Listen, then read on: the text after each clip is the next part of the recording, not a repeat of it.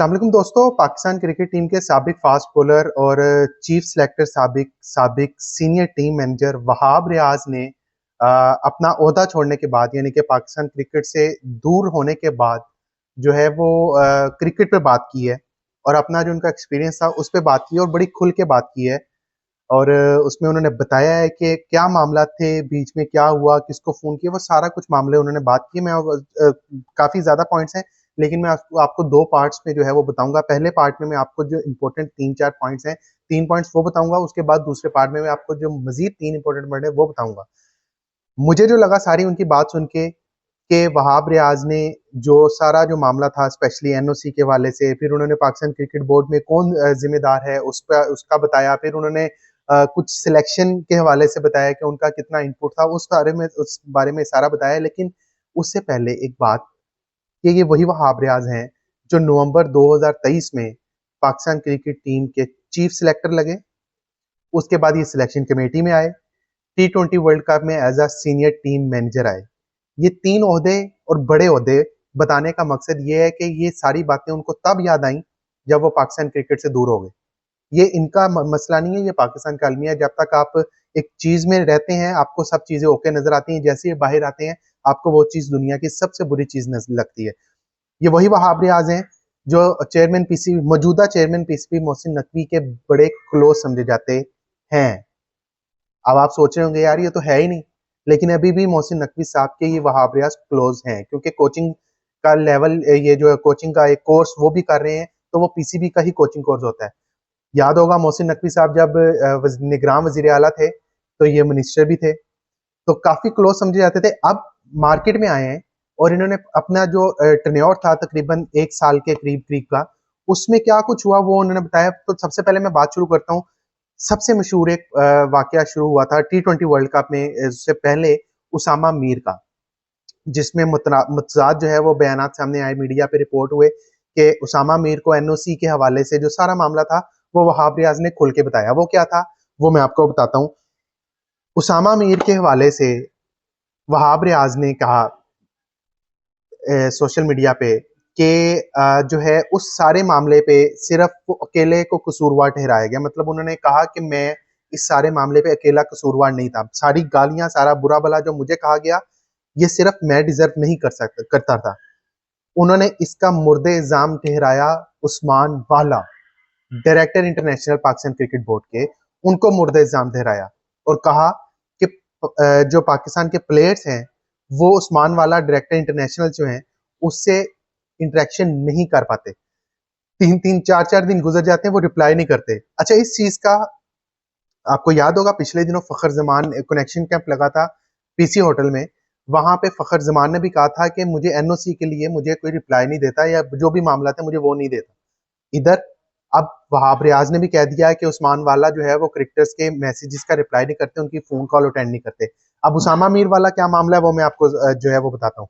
वहाब रियाज ने कहा जी कि जब हम वर्ल्ड कप के स्क्वाड का अनाउंस करने लगे थे तो मेरे साथ मोहम्मद यूसुफ, उस वक्त की सिलेक्शन कमेटी, मोहम्मद यूसुफ, अब्दुल रजाक थे, असद शफीक थे, तो हमने मिलके स्क्वाड का अनाउंस किया।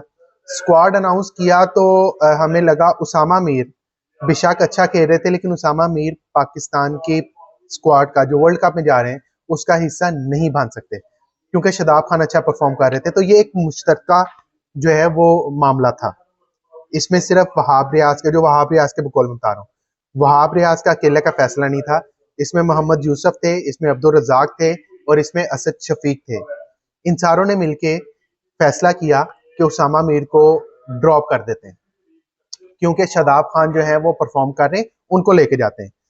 अच्छा जी, अब ये सारा जो मामला था, जब उनको ड्रॉप किया तो बकौल वहाब रियाज के, जब उनको ड्रॉप किया तो उसामा मीर ने फोन किया सिलेक्शन कमेटी को और उनसे वजह पूछी कि भाई बताएं मुझे क्यों ड्रॉप किया, मेरी तो परफॉर्मेंस इतनी अच्छी है। तो बकौल वहाब रियाज के, वहाब रियाज ने जो है वो मोहम्मद यूसुफ, अब्दुल रजाक और असद शफीक और बिलाल अफजल, इनके सारों के दरमियान होते हुए एक वॉइस मैसेज किया, वॉइस कॉल की और उसका लाउड स्पीकर ऑन किया। लाउड स्पीकर ऑन करके उनको बताया कि तकरीबन 45 मिनट उनकी बात हुई उसामा मीर के दरमियान और सिलेक्शन कमेटी के दरमियान। ये बकौल वहाब रियाज के 45 मिनट बात हुई लाउड स्पीकर पे और उनको बताया कि आपकी परफॉर्मेंस का इशू नहीं है, क्योंकि आपकी टीम में जगह नहीं बन रही, इस वजह से हम आपको जो है ना वो नहीं सिलेक्ट कर पा रहे। अच्छा जी, यहाँ पे बात खत्म होगी। तो उसके बाद जो है वहाब रियाज बताते हैं कि उसामा मीर ने चेयरमैन पीसीबी मोहसिन नकवी साहब को फोन कर दिया और उनको कहा कि जी, मैसेज किया, एक लंबा सा मैसेज किया और उनको कहा कि सर मुझे ड्रॉप क्यों किया गया।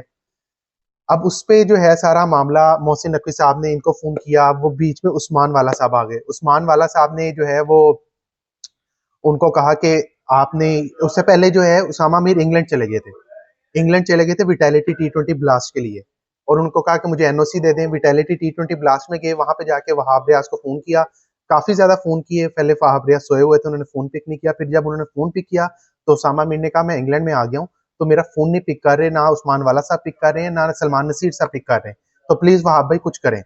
वहाब रियाज बैठे, उन्होंने कहा अच्छा मैं फोन करता हूँ। उन्होंने फोन बंद किया और उस्मान वाला साहब को फोन किया, पिक नहीं किया। फिर सलमान नसीर साहब को फोन किया, सलमान नसीर साहब ने कहा कि उस्मान वाला से मैं बात करता हूँ। उस्मान वाला जब यहाँ पे रजाक से एनओसी का सारा मामला हुआ, तो इन्होंने एक लिख के दे दिया वहाब रियाज ने, अब्दुल रजाक ने, कि हम इसको एनओसी देते हैं ताकि ये खेल ले।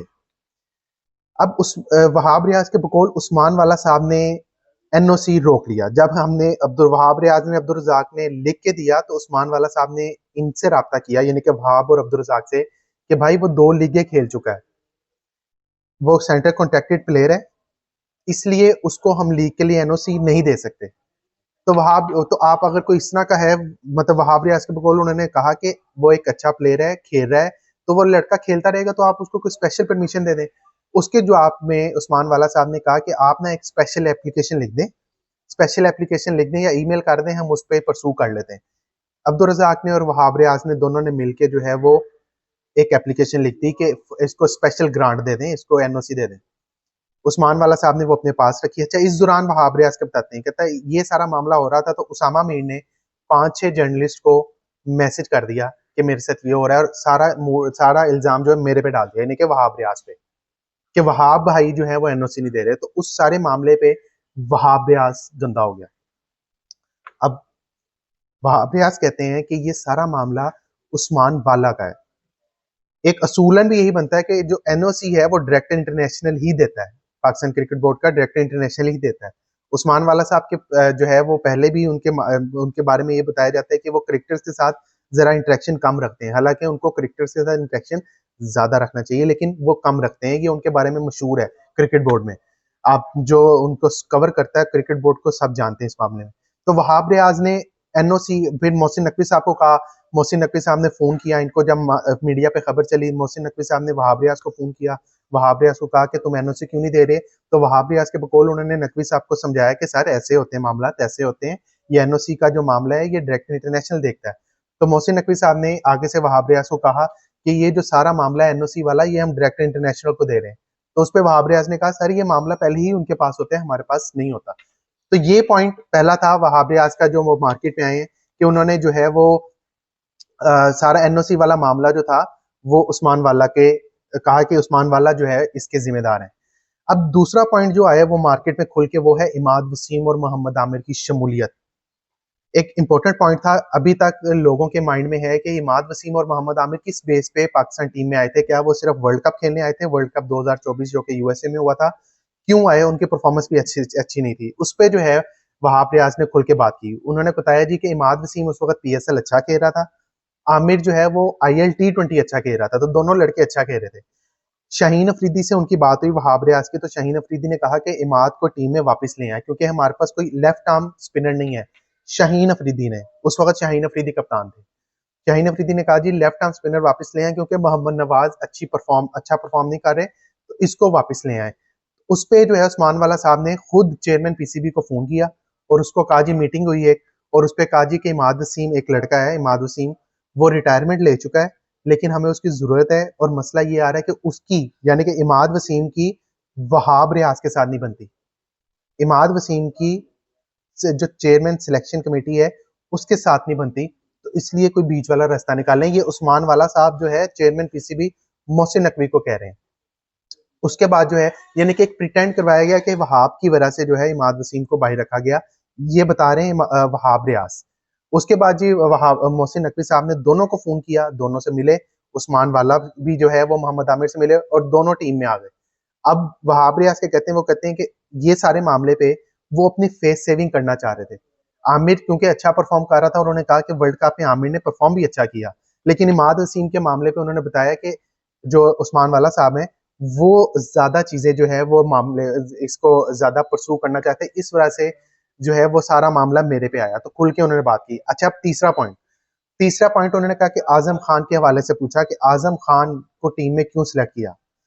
उनका ये कहना है कि आजम खान, जिन पे काफी तनकीद हुई उनके फिजिक की वजह से कि आजम खान इतने मोटे हैं तो वो खेल नहीं सके, कैटेगोरिकली वहाब रियाज ने कहा कि आजम खान को वोट मेरा था, मतलब मेरी सपोर्ट और वोट आजम खान के लिए थी, क्योंकि वो समझते हैं कि आजम खान इस वक्त पाकिस्तान क्रिकेट के, मतलब उस वक्त जब वो अपने दौरे इक़्तिदार में थे वहाब रियाज, वो कहते हैं कि मुझे लगा कि आजम खान उस वक्त जो है वो सबसे अच्छे हिटर हैं, सबसे अच्छे स्ट्राइकर हैं पाकिस्तान के मिडल ऑर्डर स्ट्रक्चर में। इस वजह से जो मेरा वोट वहां पे था, लेकिन उसका सारा मुद्दा भी जो है इन पे आ गया। तो ये वही वहाब रियाज हैं। ये 3 पॉइंट मैंने आपको बताया। नेक्स्ट व्लॉग में आपको मजीद 3 पॉइंट बताऊंगा। तो ये वही वहाब रियाज हैं जो नवंबर 2023 में सिलेक्शन कमेटी में शामिल हुए, फिर उसके बाद ये चीफ सेलेक्टर बने, फिर उसके बाद ये सीनियर टीम मैनेजर बने, और जुलाई 2024 में जब हम वर्ल्ड कप में पूरी तरह पिटे, उसमें जो है वहाब रियाज और अब्दुल रजाक को सिलेक्शन कमेटी से फारिग किया गया था चेयरमैन पीसीबी मोहसिन नकवी साहब की तरफ से। और उसके बाद चुप करके खामोशी से यही वहाब रियाज पाकिस्तान क्रिकेट बोर्ड के कोचिंग कोर्स में शामिल हो जाते हैं। तो दोस्तों, वहाब रियाज की ये बातें खुल के सामने आए। जब इक्तदार था तब नहीं बोले, अब उन्होंने खुल के बातें की। ठीक है, उनका अपना माइंड है, अपना पॉइंट ऑफ व्यू है, लेकिन ये बातें जनाब तब करते तब ज्यादा मजा आता। अब जब मामला ठंडे हो गए, जब आपको जवाब देने का टाइम था, तब आपने कुछ भी नहीं किया। अब आप आ रहे हैं, ठीक है, ये बातें हैं, लोग इस पे बात करेंगे, इसका मतलब पाकिस्तान क्रिकेट बोर्ड में गलत बंदे हैं वहाब रियाज के मुताबिक। तो वहाब रियाज खुद भी पाकिस्तान क्रिकेट बोर्ड में बड़े ओहदे अच्छे रखते हैं। अगले वीलॉग में आपको बताऊंगा जो उनका सीनियर टीम मैनेजर का ओहदा है वो क्यों, कब और कैसे रखा गया और किसने रखवाया, वो आपको अगले वीलॉग में बताऊंगा। तो दोस्तों, ये वहाब रियाज की कुछ बातें थी जो मैंने आपके साथ शेयर की। आपका क्या पॉइंट ऑफ व्यू है, कमेंट सेक्शन में अपनी राय का इज़हार लाजमी कीजिएगा। तो आज के वीलॉग से इजाजत चाहता हूँ, ख्याल रखिएगा। अल्लाह हाफिज।